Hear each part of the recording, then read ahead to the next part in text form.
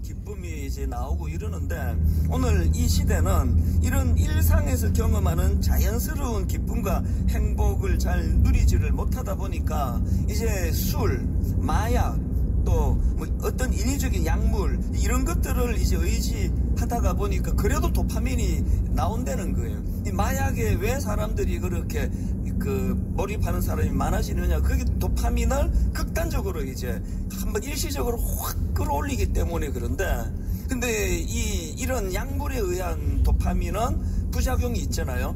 잠깐 그래서 행복한데, 그리고는 이제 그 끔찍한 대가 지불을 그 인간의 파멸로 몰고 가기 때문에 이런 인위적인 그 약물로서 도파민을 만들어내는 건 옳지 않다, 뭐 이런 내용입니다. 그래서 이 책의 부제가 이 쾌락 과잉 시대에서 균형 찾기, 이런 제목인데요. 제가 오늘 여러분들에게 진지한 질문을 드리고 싶습니다. 여러분은 기쁨을 추구하는 인생이십니까? 아니면 쾌락을 추구하는 인생이십니까? 그러면 여러분은 그 기쁨을 추구하기 위하여 어떤 노력을 기울이고 계십니까? 제가 오늘 이 질문을 가지고 이제 여러분들과 이렇게 문제를 좀 풀어가고 싶은데요. 이 질문은 우리가 시시때때로 해야 되고요. 이 질문으로부터 자유하는 사람은 아무도 없습니다. 저조차도요. 저는 목회자잖아요. 그리고 제가 하는 일을 성직이라 그래요. 그래서 겉보기에 이게 성직이라고 하지만, 그러나 놀랍게도 제가 해보니까요, 이 성직조차도 저의 쾌락으로 이것을 활용할 수가 있다는 겁니다. 그래서 제가 항상 두려운 거죠. 굉장히 그럴듯하게 포장을 했지만 내 어떤 야망, 아까 그 에리 프롬이 그런 얘기를 했잖아요. 에리 프롬이 그 쾌락에 대해 정의하면서 뭐 어떤 성적인 쾌락이나 술이나 마약 이런 것만이 쾌락이 아니라 그 사회적인 성공에 집착하고 자기가 성공하기 위해서 남의 눈에 눈물을 흘리게 만드는, 이게 다 쾌락이라 그러잖아요. 그리고 또 돈 벌기에만 혈안이 되고 그냥 한 푼도 유익한 데 쓰지 않으려고 하는, 이것들이 다 쾌락을 추구하는 거거든요. 또 인기를 얻기 위해서는 어떤 거짓말도 서슴지 않고 행하는 이런 이 시대의 많은 모습들을 보면서 이게 다 쾌락에 들어간다면 목사도요, 이 쾌락에 노출되어 있는 사람입니다. 그래서 어떻게든 이 교회를 내 어떤 그 쾌락을 위하여 동원하고 사용하고 이런 경우들이 사실은 굉장히 제 앞에 많은 유혹이거든요. 이런 면에서 자기 스스로에 대해서 나는 기쁨을 추구하나 쾌락을 추구하나 자꾸 점검을 하셔야 됩니다. 계속. 심지어는 자녀를 키우는 것조차도 두 가지 중에 하나예요. 내 못다 이룬 한을 풀기 위해서 자녀들에게 그렇게 집착하는 것들이 얼마나 그게 서로에게 위험한지를 다 아실 거라고 생각합니다. 기쁨을 추구하는가 쾌락을 추구하는가. 제가 오늘 본문을 이런 관점으로 좀 풀어나가기 원하는데요. 오늘 그 본문 말씀의 배경은 잔치집입니다. 그 잔치 중에서도 혼인잔치예요. 일생에 가장 기쁜 그런 날인데요. 그런데 불행하게도 이렇게 기쁨을 누리던 잔치집에서 당황스러운 일이 벌어졌습니다. 요한복음 2장 3절입니다. 포도주가 떨어진지라. 여러분, 이 포도주가 떨어진 이 일이 이 잔치집에 어떤 의미를 가져다 주느냐는요, 이따가 제가 그 사회적인 배경을 설명해 드리면 더 잘 알겠지만, 그런 건 몰라도요, 그 다음 보면 압니다. 자, 2장 3절을 다시 보십시오. 포도주가 떨어진지라. 예수의 어머니가 예수에게 이르되 저들에게 포도주가 없다 하니. 이게 지금 얼마나 심각한 상황인가 하면은, 포도주가 떨어지자마자 마리아가 예수님께 득달같이 나와가지고 이거를 지금 알리는 거예요. 이 큰일 났다고, 포도주가 떨어졌다고. 이게 지금 굉장히 심각한 상황이라는 걸 알 수가 있는데요. 그런 위기를 만난 그 혼인잔치집에서 예수님이 물을 재료로 해서 포도주로 만드는 기적을 베풀어서 그 위기를 모면하게 해주셨다. 이게 이제 우리가 잘 아는 유명한 이 물을 포도주로 만든 기적의 사건인데요. 이게 겉으로 보기에는 굉장히 평범한, 예수님이 우발적으로 어디 갔다가 너무 정이 많으시니까 그 집을 위해서 물을 이용해서 그렇게 포도주로 만들어 주셨다, 이렇게 볼 수 있지만 이게 그런 게 아니에요. 이 사건을 기록하고 성경이 거기다가 그 부연 설명을 하나 더 덧붙여 놓는데요. 그게 요한복음 2장 11절입니다. 10절까지 내용을 다 기록하고는 11절에서 11절입니다. 예수께서 이 첫 표적을 갈릴리 가나에서 행하여 그의 영광을 나타내심에 제자들이 그를 믿으니라. 여기 나오는 표적은 헬라어로 세메이온이라는 단어인데요. 이 단어는 예고라는 뜻을 가진 세마에서 유래된 단어입니다. 그러니까 오늘 본문에서 예수님이 물로 포도주를 만드신 이 기적의 사건은 우발적으로 우연히 만든 일이 아니고요. 이 첫 주님의 기적 사건은 장차 예수님이 하실 일을 예고편처럼 예고로 보여준 사건이라는 겁니다. 예전에 제가 이 본문을 가지고 이 세메온이라는 단어를 가지고 그 물뜨온 하인에다가 초점을 두고 이제 이 의미를 풀어 설명한 적이 있는데요. 오늘은 이제 초점을 포도주에다가 맞추어 설명을 드리려고 합니다. 지금 물을 포도주로 바꾸어 주신 이 기적의 사건이 왜 이게 굉장한 예수님의 하실 일에 대한 예고편인가 하면은, 이스라엘은 우리나라처럼 사계절이 뚜렷한 기후가 아니에요. 그래서 이스라엘은요, 우기와 나오는 그게 이제 포도라는 겁니다. 그러니까 이 이스라엘 사람들 입장에서 보면은 이 그 포도를 수확해서 만든 포도주라는 거는 그냥 여러 음료수 중에 하나가 아니고요. 타 들어가는 목을 적시게 만드는 너무나 요긴한 음료라는 게 음료. 구절이 꽤 많습니다. 예를 들면은 자, 시편 104편 15절입니다. 사람의 마음을 기쁘게 하는 포도주와, 지금 포도주의 이미지를요, 사람의 마음을 기쁘게 하는 거라고 묘사합니다. 그리고 전도서 9장 7절입니다. 너는 가서 기쁨으로 내 음식을 먹고, 그 다음 보세요. 즐거운 마음으로 너의 포도주를 마실지니라. 이 기쁨으로 먹는 너의 음식물에 대한 대표적인 사례로 포도주를 들고 있거든요.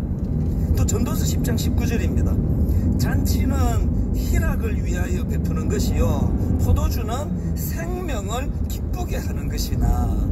지금 성경이 묘사하는 포도주의 이미지는 전부 다 기쁨이에요. 이 포도주가 떨어졌다, 이게 근데 이제 그 시대가 끝났답니다.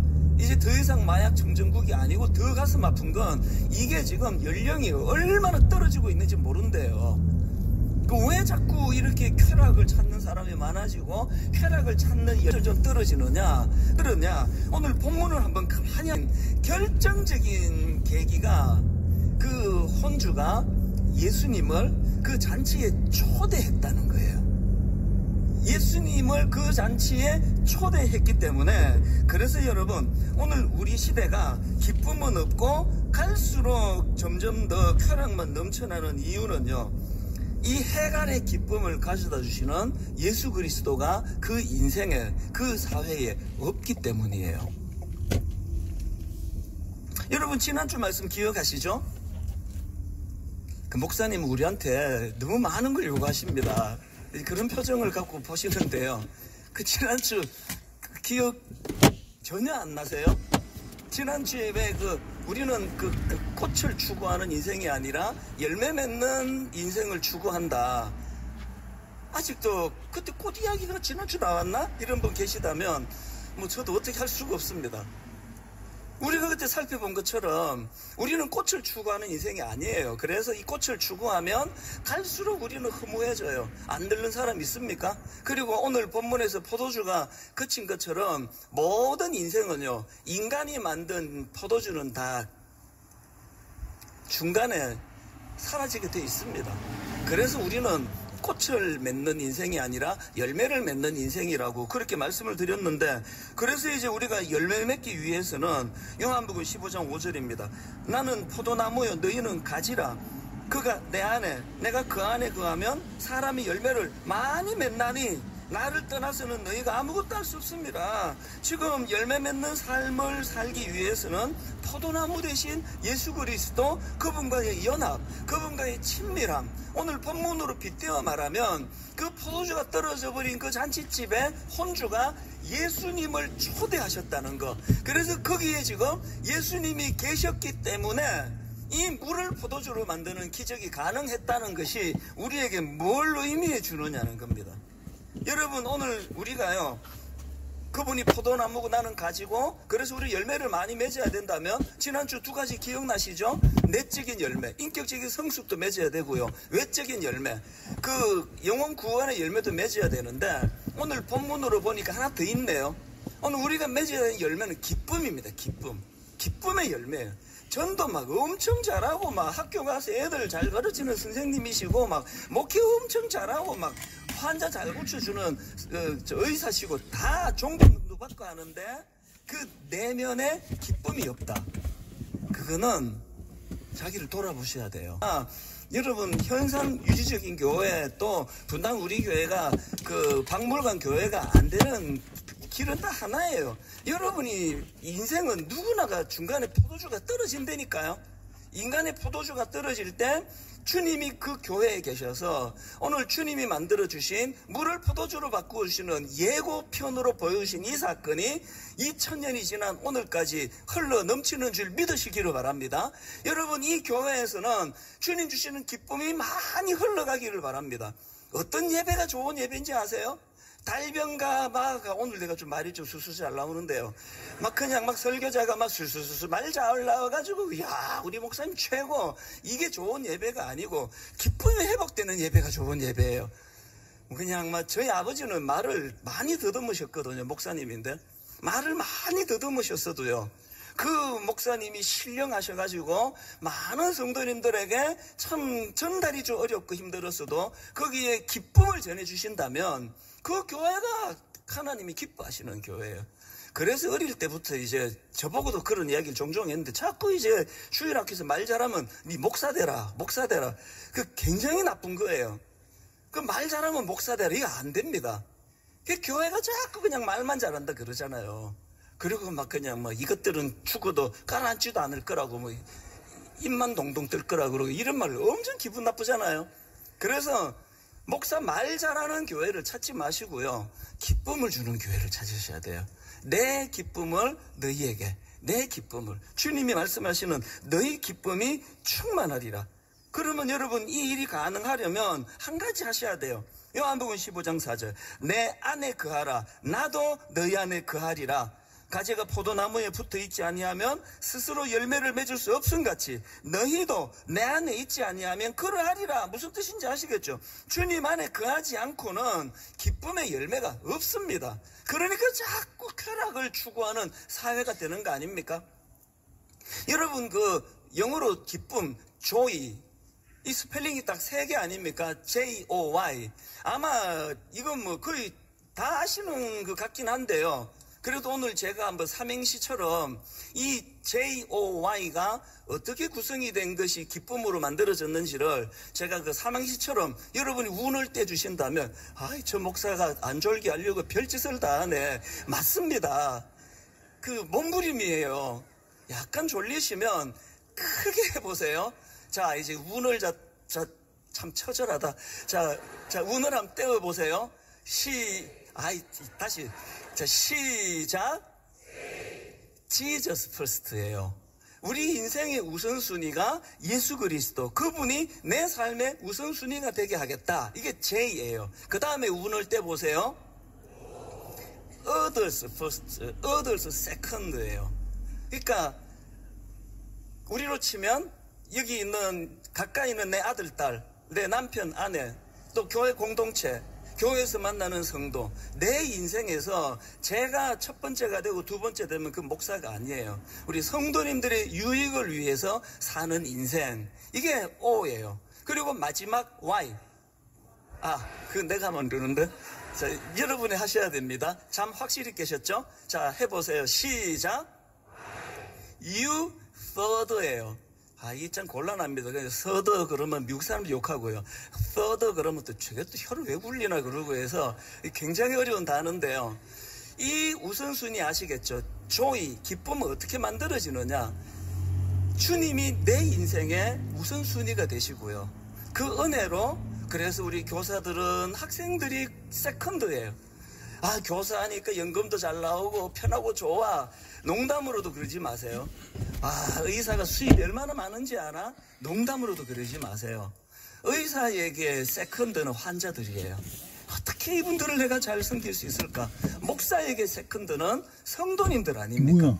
어떻게 해서든 우리 성도님들을 유익하게 할까?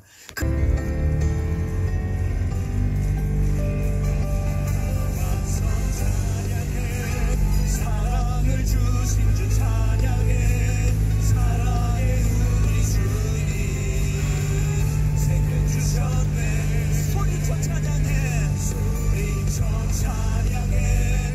기쁨을 주시는 우리 왕 찬양의 제사 드리며 주님께 기쁨을 주시는 그 주님을 찬양합니다. 나와서 찬양해. 찬양해. 찬양해 주님. 찬양해 주님. 우리 왕 나와서 찬양해. 찬양해. 나와서 찬양해. 사랑을 주신 주 찬양해. 사랑의 우리 주님. 생명 주셨네. 소리쳐 찬양해. 기쁨을 주시는 찬양의 제사 드리며 주님께 경배해. 내 마음의 우울한 것을 다 날리고 나와서 찬양해. 찬양해. 찬양해. 찬양해 주님. 우리 왕 나와서 찬양해. 찬양해. 찬양해 주님. 찬양해 주님. 우리 기뻐하며 함께 기뻐하며 함께 노래 부르. 소리 높여 할렐루야. 할렐루야 부르니 주님 앞에 나와 찬양 드리며 나와 찬양 드리며 우리 주님과 함께 기뻐하리라. 나의 창조자 나의 구원자 가장 귀한 나의 예수님 찬양합니다. 찬양합니다. 나의 치료자 나의 선한 목자 되신 주 예수 나의 주 나의 창조자 나의 창조자 나의 구원자 가장 귀한 나의 예수님 찬양합니다. 나의 치료자 나의 선한 목자 되신 주 목자 되신 주 예수 나의 주 예수 나의 주 찬양하리. 예수 나의 주 예수 나의 주 찬양하리. 예수 나의 주 찬양하리. 기쁨의 되시는 그 주님을 찬양합니다. 몇 주 전 설교 기억하시죠? Just do it. 그리고 뭐 기분이 풀려지면 내가 찬양하지 아니에요. 찬양하면 풀려지는 거예요. 예배자가 되면 마음에 포도주가 떨어져 버린 우울한 거 쾌락으로 흘러가지 않고 미시령. 참 기쁨으로 흐를 줄 믿습니다. 감사합니다. 한 주간에 우울하고 아프고 힘들